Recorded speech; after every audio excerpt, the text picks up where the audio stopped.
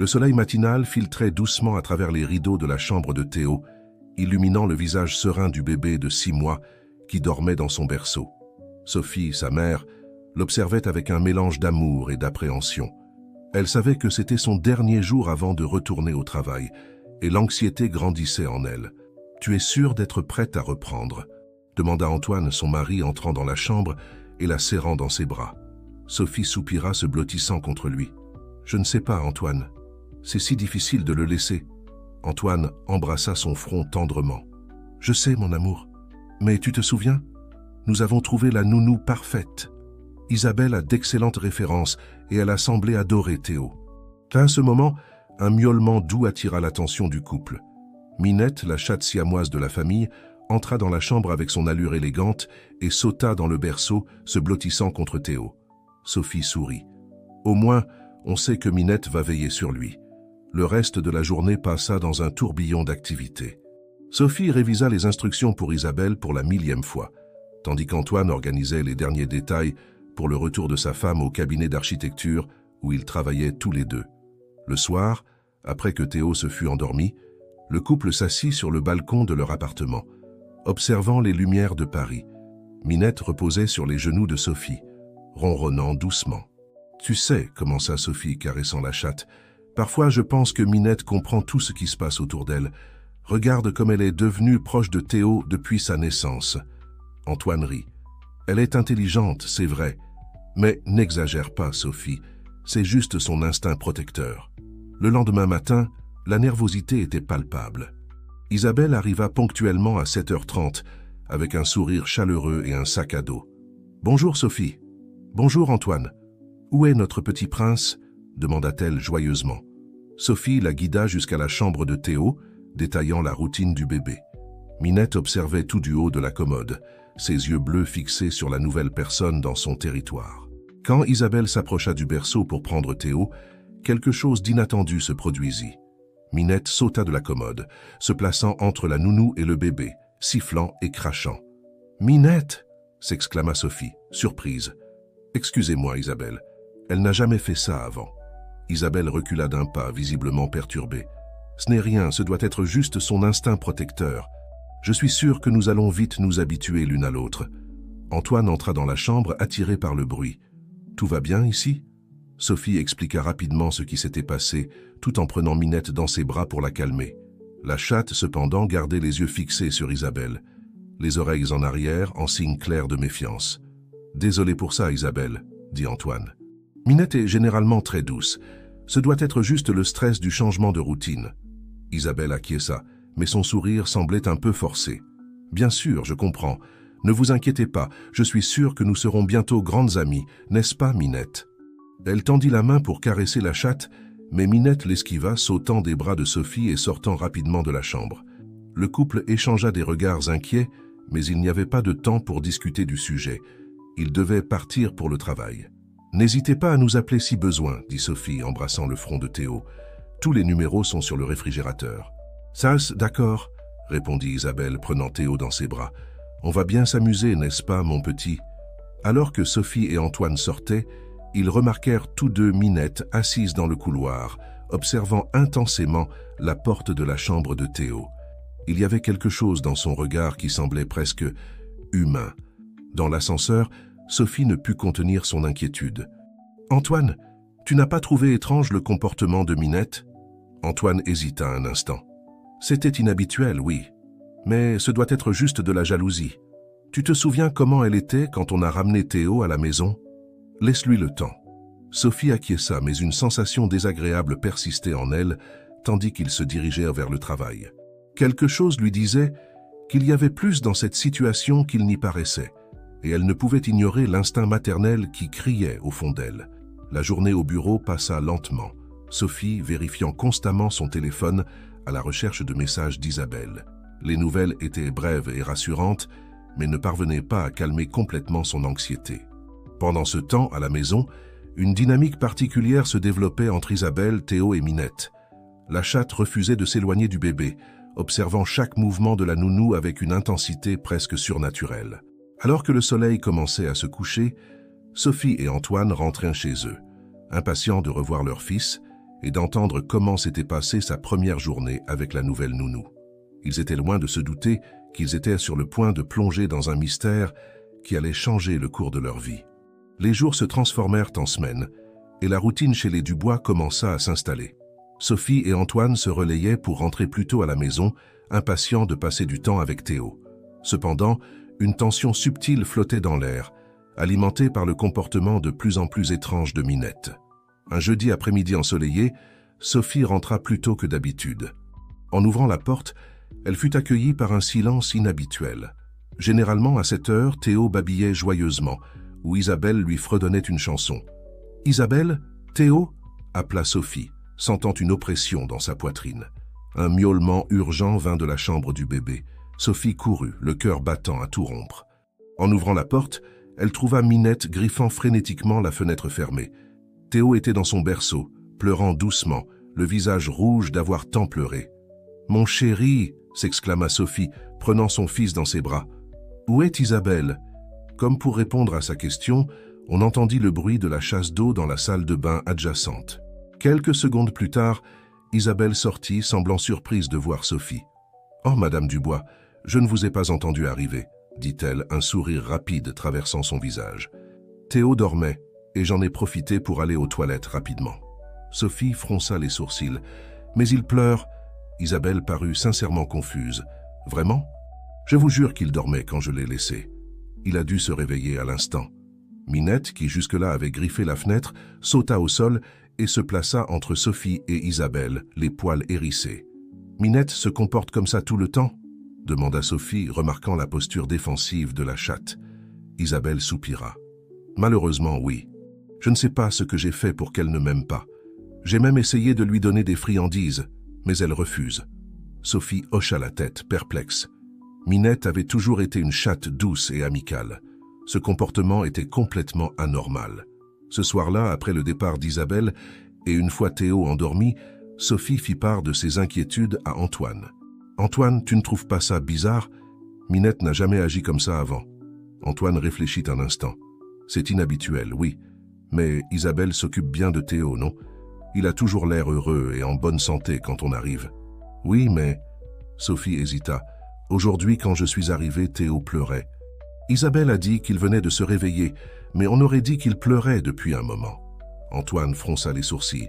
« Peut-être qu'elle ne l'a pas entendu parce qu'elle était dans la salle de bain. On ne peut pas la juger sur un incident isolé, Sophie. » Sophie acquiesça, mais la sensation de malaise persistait. « Je pense qu'on devrait faire plus attention. Quelque chose ne va pas. » Les jours suivants, Sophie et Antoine commencèrent à observer plus attentivement. Ils remarquèrent de petites incohérences dans les récits d'Isabelle sur la journée de Théo. Parfois, elle disait qu'il avait bien mangé, mais la quantité de nourriture dans le pot ne correspondait pas.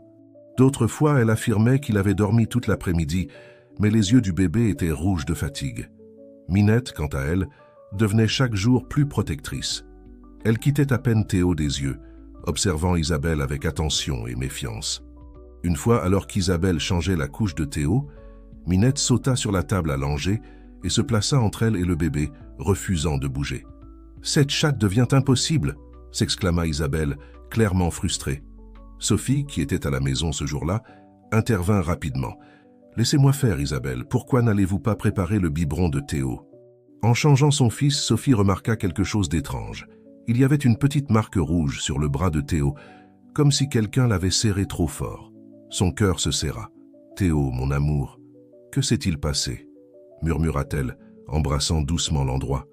Minette, qui était à ses côtés, miaula doucement comme si elle voulait dire quelque chose. Sophie regarda la chatte, une idée commençant à germer dans son esprit.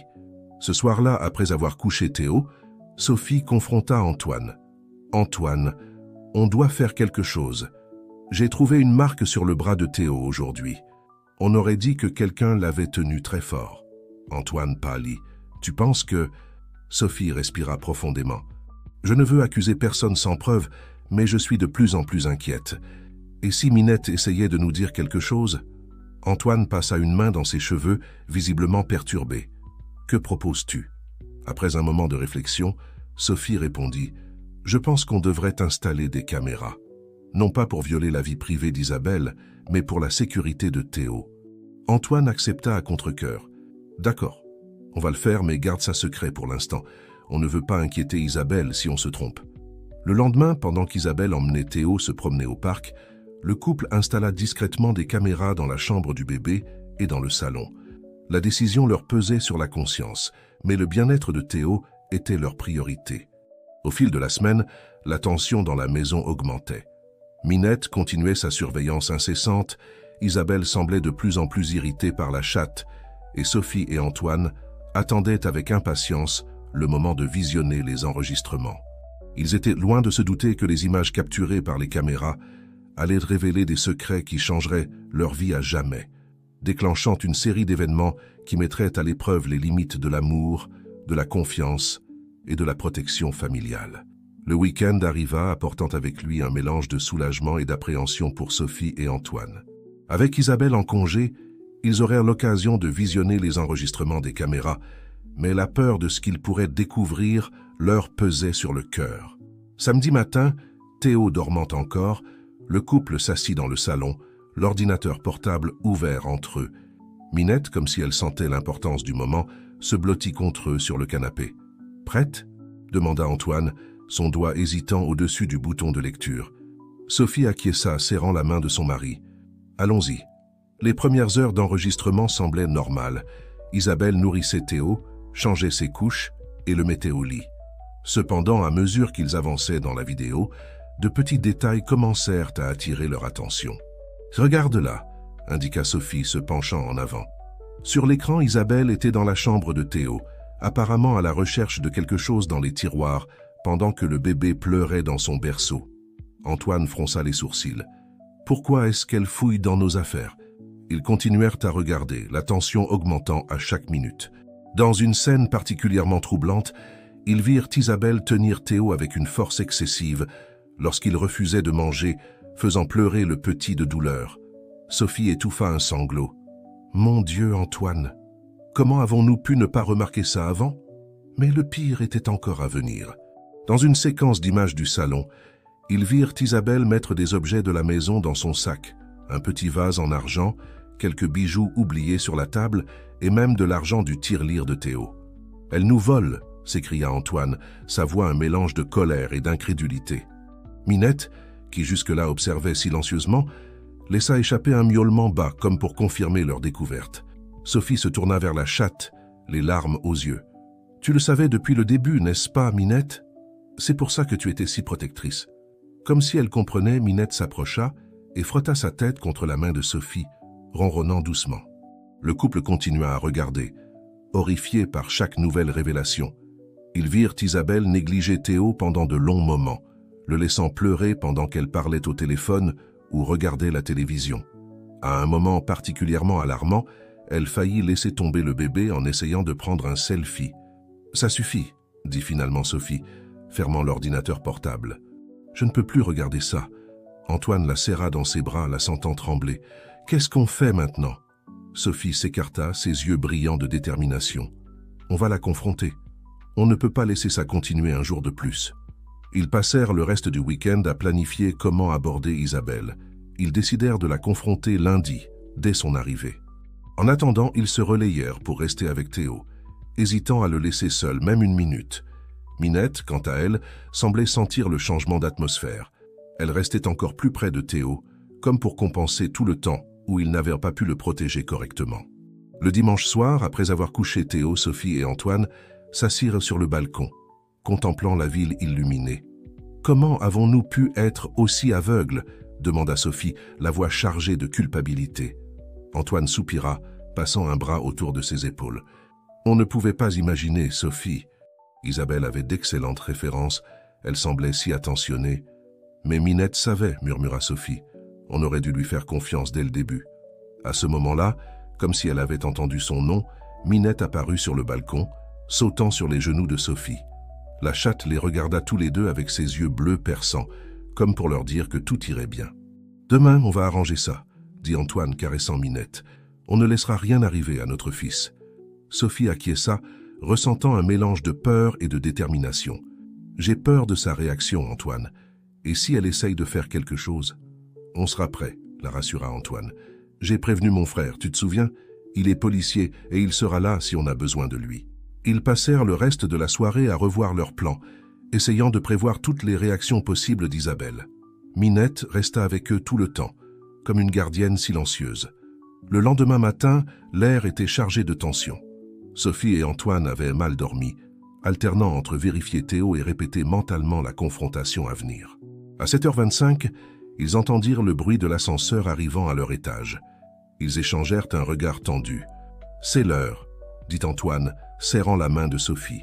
Minette, assise près de la porte, avait les oreilles dressées, comme si elle aussi se préparait à ce qui allait arriver. Le bruit de la clé tournant dans la serrure résonna dans l'appartement. La porte s'ouvrit, révélant Isabelle, son sourire habituel aux lèvres. « Bonjour tout le monde », commença-t-elle joyeusement, mais elle s'arrêta en voyant Sophie et Antoine debout dans le salon, l'air sérieux. « Il y a un problème ?» Antoine fit un pas en avant, la voix ferme. « Isabelle, nous devons parler. » Le sourire d'Isabelle vacilla un instant, une ombre d'inquiétude traversant son visage. « Bien sûr, de quoi s'agit-il » Sophie prit une grande inspiration, se préparant à la confrontation qui allait tout changer. Les prochains mots qui sortirent de sa bouche allaient déclencher une série d'événements qu'aucun d'eux ne pouvait prévoir. Minette, toujours assise près de la porte, observait attentivement, prête à protéger sa famille à tout prix. Le silence qui suivit la déclaration d'Antoine était presque palpable. Isabelle les regardait alternativement, son sourire s'effaçant peu à peu. « Parler ? De quoi ?» demanda-t-elle, essayant de garder son calme, mais sa voix trahissait un léger tremblement. Sophie s'avança, ses yeux fixés sur ceux d'Isabelle. « De votre comportement avec notre fils et dans notre maison. » Isabelle fronça les sourcils, feignant la confusion. « Je ne comprends pas.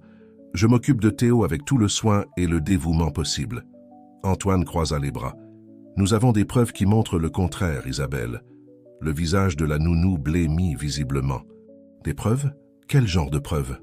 Sophie prit l'ordinateur portable posé sur la table basse et l'ouvrit. « Nous avons installé des caméras, Isabelle.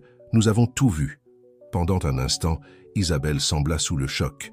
Puis son expression changea. Un mélange de colère et de désespoir s'emparant de ses traits. « Vous n'aviez pas ce droit !» cria-t-elle. « C'est une atteinte à ma vie privée. » Antoine garda son calme, bien que sa voix fût chargée d'une émotion contenue. « Notre droit et notre devoir est de protéger notre fils, et c'est exactement ce que nous avons fait. » Sophie tourna l'ordinateur portable, montrant une des scènes enregistrées où Isabelle tenait Théo avec une force excessive. « Comment expliquez-vous cela ?» Isabelle recula d'un pas comme si elle avait reçu une gifle. « Je ne... Il était difficile ce jour-là. » Et cela. Antoine passa à la vidéo suivante, montrant Isabelle mettant des objets dans son sac. « Expliquez pourquoi vous nous voliez. » Le visage d'Isabelle se crispa, une expression de fureur la déformant. « Vous ne comprenez pas. Vous avez tout et moi je n'ai rien. » À ce moment, des pleurs de bébé résonnèrent dans l'appartement. Théo s'était réveillé, probablement effrayé par les cris. Minette, qui jusque-là observait tout en silence, courut vers la chambre du bébé. Isabelle, voyant une opportunité, fit mine de se diriger vers la chambre de Théo. « Laissez-moi aller le voir, je peux... »« Non !» Sophie lui barra le passage. « Vous ne vous approcherez plus jamais de mon fils. » La situation dégénéra rapidement. Isabelle, réalisant qu'elle était prise au piège, commença à crier et à essayer de passer en force. Antoine intervint, la saisissant par les bras. « Ça suffit, Isabelle. C'est fini, la police est en route. » En entendant la mention de la police, Isabelle paniqua. D'un mouvement brusque, elle se libéra d'Antoine et courut vers la porte. Sophie, agissant par instinct, tenta de l'arrêter, mais Isabelle la poussa violemment, la faisant tomber. « Sophie !» cria Antoine, se précipitant pour aider sa femme. Profitant de la distraction, Isabelle ouvrit la porte et s'enfuit en courant dans le couloir, en direction des escaliers de secours. Antoine aida Sophie à se relever. « Tu vas bien ?» Sophie acquiesça, se massant le bras où elle était tombée. « Oui, va la rattraper, on ne peut pas la laisser s'échapper. » Antoine hésita un instant, partagé entre poursuivre Isabelle et rester avec sa famille.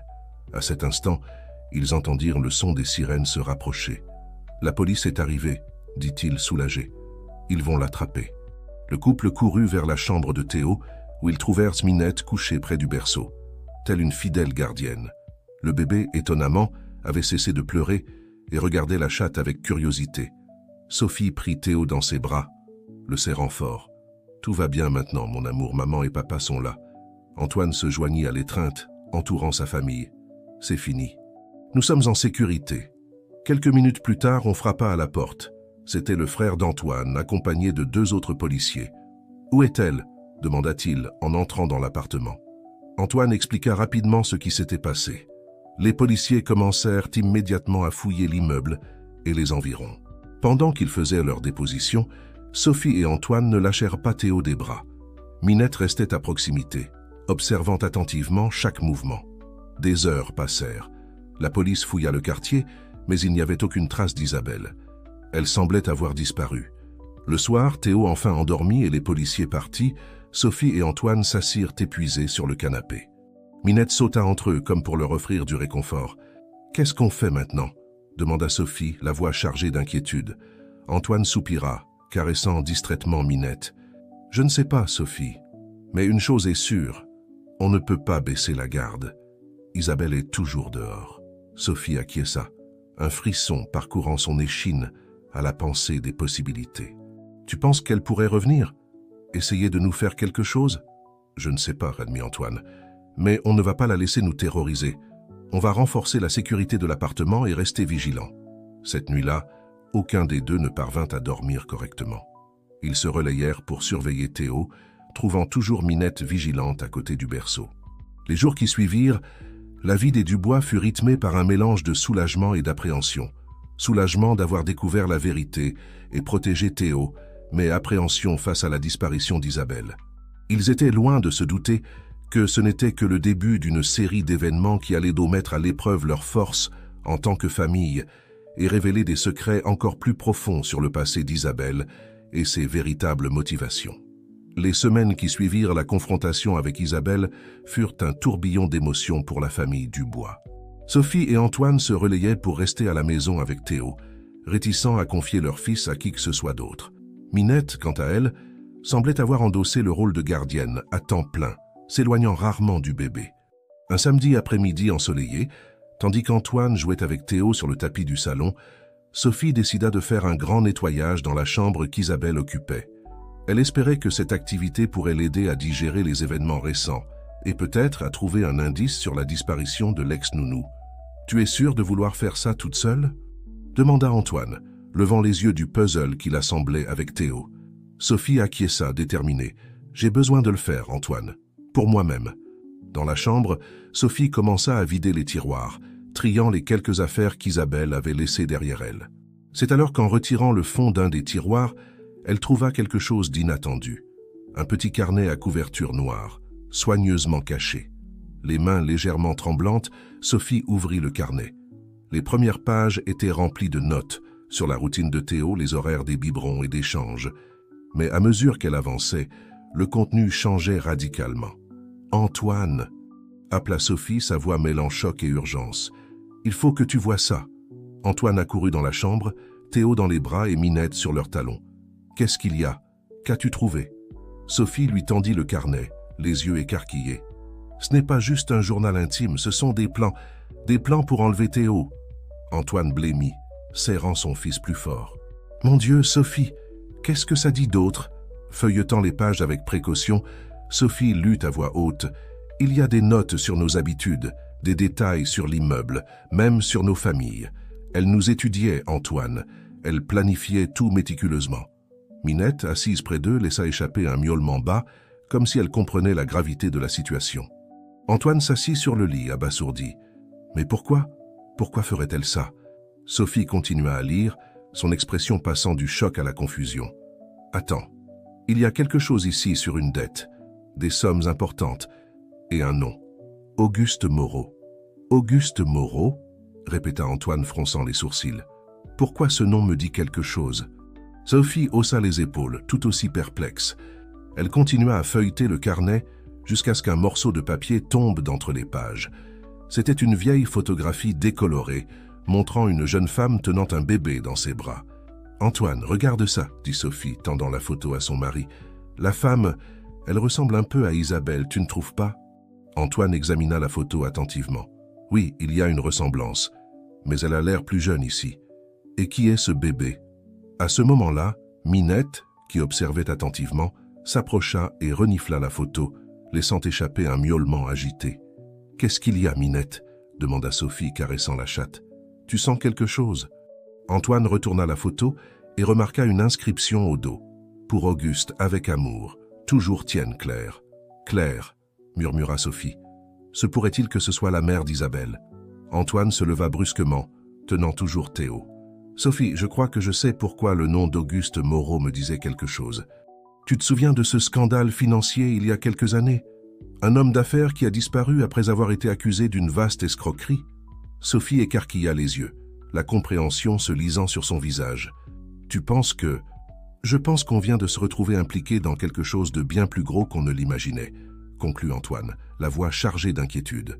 Le couple échangea des regards tendus, réalisant que le danger auquel ils étaient confrontés était bien plus complexe qu'ils ne l'avaient pensé. Minette, sentant l'atmosphère pesante, se rapprocha de Théo, comme pour réaffirmer son engagement à le protéger. Sophie prit le téléphone, les mains tremblant légèrement. « Il faut qu'on appelle ton frère. La police doit être mise au courant. » Antoine acquiesça, serrant Théo plus fort. « Oui, mais il faut être prudent.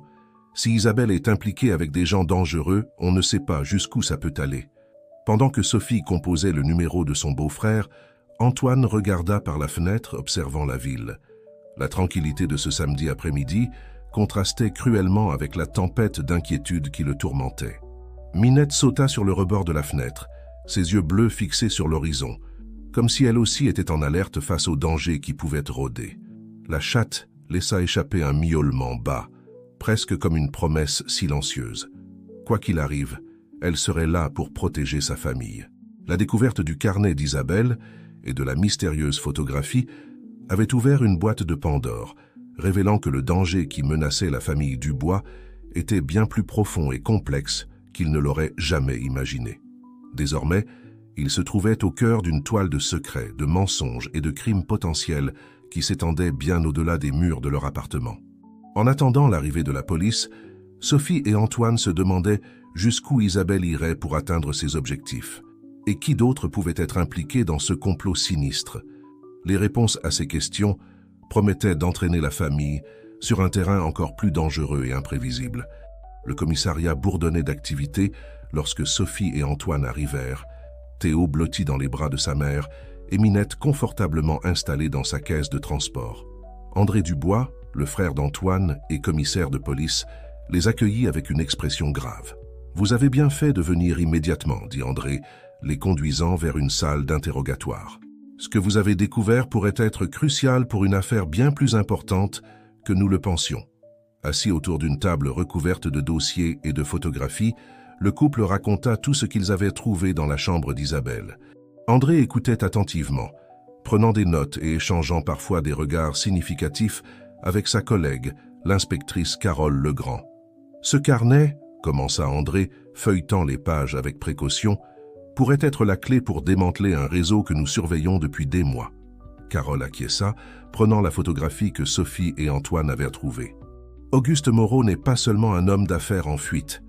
Nous le soupçonnons d'être à la tête d'une organisation criminelle, impliquée dans le blanchiment d'argent, l'extorsion et le trafic d'enfants. » Sophie étouffa un cri, serrant Théo plus fort. Antoine pâlit, sa main cherchant instinctivement celle de sa femme. « Et vous pensez qu'Isabelle… » Antoine ne put terminer sa phrase. André soupira lourdement. « Nous pensons qu'elle fait partie de cette organisation, oui. Mais il y a plus. La femme sur la photo, Claire, ce n'est pas la mère d'Isabelle. C'est Isabelle. » Le choc fut palpable dans la pièce. Sophie regarda la photographie avec incrédulité. « Mais comment? Elle a l'air si jeune. » « Cette photo a près de 20 ans, » expliqua Carole. « Isabelle Moreau, ou plutôt Claire Moreau, est la femme d'Auguste. Ils ont eu un enfant, mais celui-ci a mystérieusement disparu lorsqu'il avait à peine 2 ans. » Antoine fronça les sourcils, essayant d'assimiler l'information. « Alors, pendant tout ce temps, Isabelle cherchait son propre fils ?» André secoua la tête. « Pas exactement. Nous pensons que la disparition de leur fils a été mise en scène, une façon de se créer une cause noble pour justifier leurs activités criminelles. »« Mais quel est le rapport avec Théo ?» demanda Sophie, la voix tremblante. Carole échangea un regard avec André avant de répondre. « Nous soupçonnons que l'organisation d'Auguste est derrière une série d'enlèvements d'enfants de familles influentes. Le plan serait d'utiliser ces enfants comme moyen de pression ou pour les vendre sur le marché noir des adoptions illégales. Le silence qui suivit ne fut interrompu que par le miaulement doux de Minette, qui semblait percevoir la tension ambiante. « Que faisons-nous maintenant » demanda Antoine, la voix chargée d'inquiétude.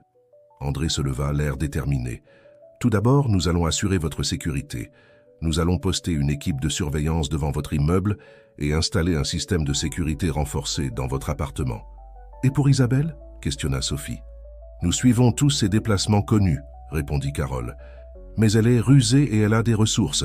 Cela prendra du temps, mais nous la retrouverons. » Pendant qu'ils discutaient des détails du plan de sécurité, Minette commença à s'agiter dans sa caisse. Sophie la libéra et la chatte sauta immédiatement sur les genoux de Théo, comme pour réaffirmer son rôle de protectrice. « Vous savez, » dit Carole, observant la scène avec un léger sourire, « ne sous-estimez jamais l'instinct d'un animal. Cette chatte a peut-être sauvé votre fils d'un terrible destin. » Sophie caressa Minette, les larmes aux yeux. Elle a toujours su, depuis le premier jour. Les heures qui suivirent furent un tourbillon d'activités. Des équipes de sécurité furent déployées, des systèmes d'alarme installés et des protocoles d'urgence établis. Lorsqu'ils rentrèrent enfin à l'appartement, il était déjà tard dans la nuit. Épuisés mais vigilants, Sophie et Antoine se relayèrent pour veiller sur Théo, toujours avec Minette à leur côté. La chatte semblait infatigable dans sa surveillance, ses yeux bleus attentifs à chaque mouvement et à chaque son. Le lendemain matin, alors qu'ils prenaient leur café, le téléphone sonna. C'était André. « J'ai du nouveau, » dit-il, la voix tendue. « Nous avons intercepté une communication. Isabelle a contacté Auguste. Il prépare quelque chose d'important, et nous pensons que vous pourriez être la cible. » Antoine sentit un frisson lui parcourir l'échine. « Que pouvons-nous faire ? Pour l'instant, continuez votre routine normale, mais restez vigilants. Nous avons renforcé la sécurité autour de vous. Et il y a autre chose. »« Quoi ?» demanda Sophie, retenant son souffle. « Nous avons découvert qu'Isabelle a un complice, quelqu'un de proche de vous. Nous enquêtons, mais soyez prudents. Ne faites confiance à personne d'autre que vous-même. » Après avoir raccroché, Sophie et Antoine échangèrent des regards inquiets. La menace, qui semblait déjà effrayante, prenait maintenant des contours encore plus sombres. Qui pouvait être ce complice? Un voisin? Un collègue? Un ami? Minette, assise sur le rebord de la fenêtre, miaula doucement, comme pour leur rappeler sa présence constante et protectrice. À cet instant, la famille Dubois réalisa qu'elle se trouvait au cœur d'une tempête bien plus violente qu'elle ne l'avait jamais imaginée. La bataille pour protéger Théo et découvrir la vérité derrière le complot d'Isabelle et d'Auguste ne faisait que commencer. Alors que le soleil se levait sur Paris, illuminant l'appartement d'une douce lumière, Sophie, Antoine et Théo s'enlacèrent, Minette se joignant à eux. Unis, ils affronteraient ce que le destin leur réservait, confiants en l'amour qui les unissait et en la loyauté indéfectible de leur gardienne féline. Les jours qui suivirent furent un mélange de tension et de vigilance constante. Chaque bruit inattendu, chaque regard d'un inconnu dans la rue, semblait chargé d'une menace potentielle. Sophie et Antoine vivèrent dans un état d'alerte permanent, toujours un œil sur Théo et l'autre sur les ombres qui semblaient se multiplier autour d'eux. Minette, quant à elle, avait pris un rôle encore plus important dans la protection de la famille. Ses sens aiguisés semblaient capter des choses qui échappaient aux humains, et ses miaulements occasionnels au milieu de la nuit poussaient souvent Antoine à effectuer des rondes supplémentaires dans l'appartement. Un après-midi particulièrement tendu, alors que Sophie travaillait sur son ordinateur portable dans le salon, Théo jouant sur le tapis sous le regard attentif de Minette, le téléphone sonna. C'était Carole, l'inspectrice. « Sophie, nous avons du nouveau, » dit Carole, la voix mêlant urgence et prudence. « Nous avons intercepté une autre communication entre Isabelle et Auguste. Ils ont parlé de mettre le plan à exécution dans les prochains jours. » Sophie sentit son cœur s'accélérer. « Que prépare-t-il exactement ?»« Nous n'en sommes pas encore sûrs, » admit Carole. « Mais nous pensons que cela pourrait impliquer une tentative d'enlèvement.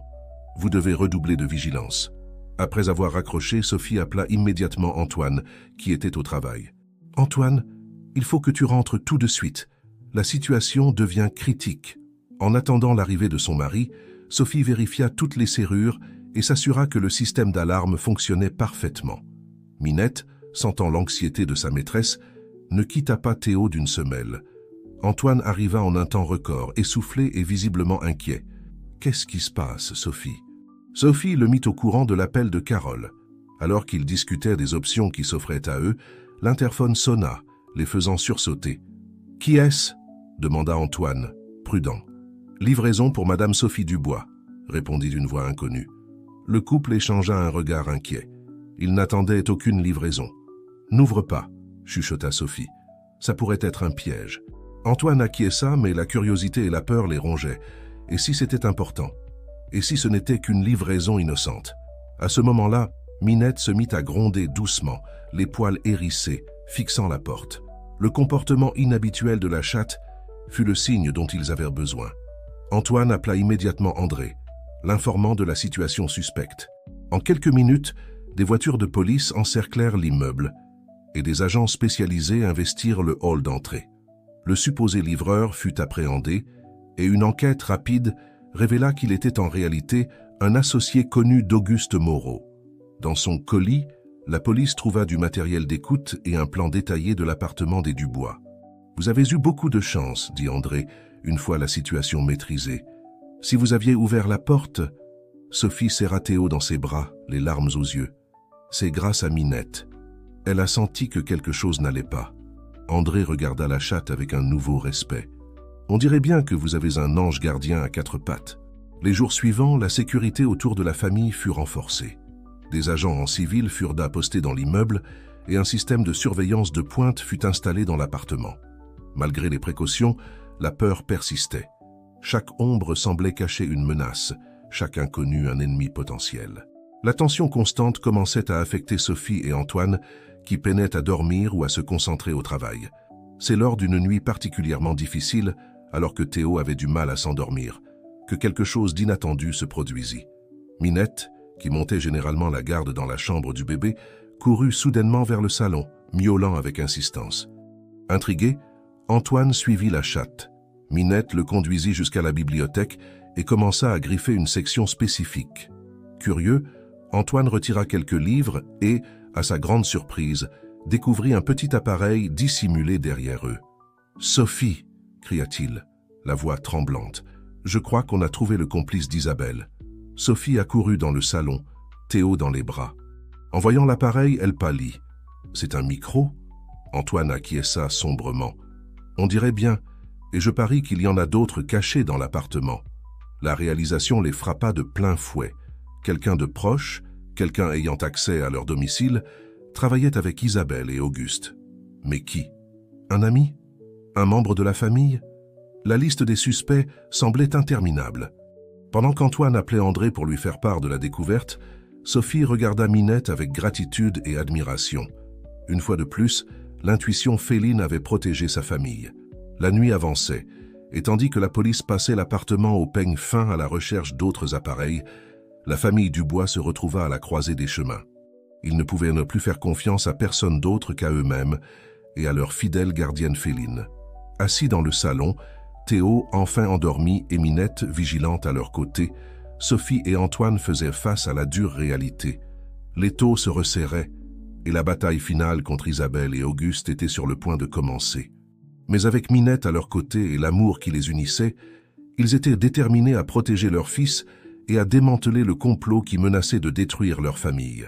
Alors que le soleil commençait à poindre, apportant avec lui la promesse d'un nouveau jour, la famille Dubois se préparait à affronter ses plus grandes peurs et ses plus grands défis. Le dénouement de cette histoire était proche, et ils savaient qu'ils auraient besoin de tout le courage, de toute la ruse et de tout l'amour qu'ils pourraient rassembler pour en sortir victorieux. La matinée se leva grise et lourde, comme si le ciel lui-même reflétait la tension qui pesait sur la famille Dubois. Sophie et Antoine, épuisés après une nuit blanche, essayèrent de garder leur calme, tandis qu'ils préparaient Théo pour une nouvelle journée pleine d'incertitudes. Minette, fidèle au poste, ne quittait pas le bébé d'une semelle, ses yeux bleus scrutant chaque mouvement dans la maison. La découverte des micros la veille avait confirmé que le danger était plus proche que jamais. Le téléphone sonna, faisant sursauter tout le monde. C'était André, la voix urgente. « Nous avons une piste sérieuse », annonça-t-il. « Auguste a été vu dans un hangar abandonné en périphérie de la ville. Nous pensons qu'Isabelle est avec lui. Nous préparons une opération pour les capturer, mais... Mais quoi, André? Insista Antoine, sentant que quelque chose n'allait pas. André hésita avant de poursuivre. Nous avons intercepté une autre communication. Ils savent que nous nous rapprochons et prévoient une dernière attaque contre vous. Aujourd'hui, le cœur de Sophie se serra. Que devons-nous faire? Nous sommes en route pour vous emmener dans un endroit sûr, répondit André. Restez vigilants et n'ouvrez la porte à personne avant mon arrivée. À peine avaient-ils raccroché qu'ils entendirent un bruit provenant de la cuisine. Minette se plaça immédiatement devant Théo, grondant doucement. Antoine fit signe à Sophie de prendre Théo et de se cacher dans la chambre pendant qu'il irait voir ce qui se passait. Le cœur battant la chamade, il s'approcha prudemment de la cuisine, un bâton de baseball faisant office d'arme improvisée. À sa grande surprise et à sa plus grande horreur, il trouva une figure familière en train de fouiller dans les tiroirs. C'était Madame Dubois, leur aimable voisine âgée, qui s'offrait toujours pour garder Théo. « Madame Dubois » s'exclama Antoine, incrédule. « Que faites-vous ici ?» La vieille femme se retourna lentement, un sourire triste sur son visage ridé. « Oh, Antoine, je suis désolé, mon cher. Je n'ai pas eu le choix. » À ce moment, une autre voix familière résonna dans le salon. « En effet, tu n'as pas eu le choix, n'est-ce pas, maman ?» Isabelle émergea des ombres, une arme pointée sur Antoine. « Surpris de me voir, Antoine. Vous pensiez vraiment pouvoir m'arrêter si facilement ?» Antoine sentit le sol se dérober sous ses pieds. « Madame Dubois est votre mère ?»« Mais comment ?» Isabelle rit amèrement. « Oh, l'histoire est longue et compliquée. Disons simplement que ma chère mère a une dette envers Auguste et je suis venu la recouvrer. » Dans la chambre, Sophie écoutait la conversation avec une terreur croissante. Elle savait qu'elle devait agir vite. Avec Théo dans ses bras et Minette à ses côtés, elle ouvrit silencieusement la fenêtre. De retour dans le salon, Antoine essayait de gagner du temps. « Isabelle, réfléchissez à ce que vous faites. La police est en route. Vous n'avez aucune chance. »« Il y a toujours une issue, Antoine, » répondit Isabelle, ses yeux brillants d'une détermination dangereuse. « Et cette issue implique d'emmener Théo avec nous. » À cet instant, Minette surgit dans la pièce, grondant férocement en direction d'Isabelle.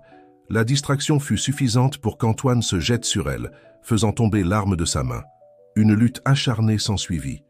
Madame Dubois criait, les suppliant d'arrêter, tandis qu'Isabelle et Antoine se débattaient au sol. Minette, avec un courage impressionnant, n'hésita pas à se joindre à la mêlée, griffant et mordant Isabelle chaque fois qu'elle le pouvait. Dehors, Sophie descendait prudemment l'échelle de secours, Théo fermement attaché à elle. Elle entendait les sirènes se rapprocher et priait pour qu'elles arrivent à temps. Soudain, un cri de douleur retentit dans l'appartement. Antoine avait réussi à immobiliser Isabelle, mais pas avant de recevoir une profonde entaille au bras. À ce moment précis, la porte de l'appartement fut défoncée. André et son équipe firent irruption, maîtrisant rapidement la situation. Isabelle fut menottée, tandis que Madame Dubois, en état de choc, fut emmenée pour interrogatoire. « Où est Sophie ?» demanda André, inquiet. Comme pour répondre à sa question, Sophie apparut à la porte, Théo sain et sauf dans ses bras et Minette à ses côtés. Le soulagement sur le visage d'Antoine était palpable. Les heures qui suivirent furent un tourbillon d'activité. Auguste fut capturé dans le hangar abandonné, mettant fin au cauchemar que la famille Dubois avait vécu. Il s'avéra que Madame Dubois avait été victime de chantage par Auguste, forcée de collaborer sous la menace. Quelques jours plus tard, avec Isabelle et Auguste derrière les barreaux, la famille Dubois se retrouva dans son appartement, enfin en sécurité. Assis dans le salon, Théo jouant joyeusement sur le tapis et Minette à leur côté, Sophie et Antoine repensèrent à tout ce qu'ils avaient traversé. « Tu sais, » commença Sophie en caressant Minette, « je crois que nous devons la vie à notre petite héroïne. » Antoine sourit, approuvant. Sans aucun doute, Minette a prouvé qu'elle était bien plus qu'un simple animal de compagnie. Elle fait partie de notre famille, notre protectrice. À ce moment, comme si elle comprenait qu'on parlait d'elle, Minette s'approcha et se blottit entre eux, ronronnant doucement. Théo, riant aux éclats, se joignit à l'étreinte familiale. Alors que le soleil se couchait, baignant la pièce d'une lumière dorée, la famille Dubois savait que, peu importe ce que l'avenir leur réservait, ils l'affronteraient ensemble, avec amour, courage et la protection indéfectible de leur fidèle compagne féline.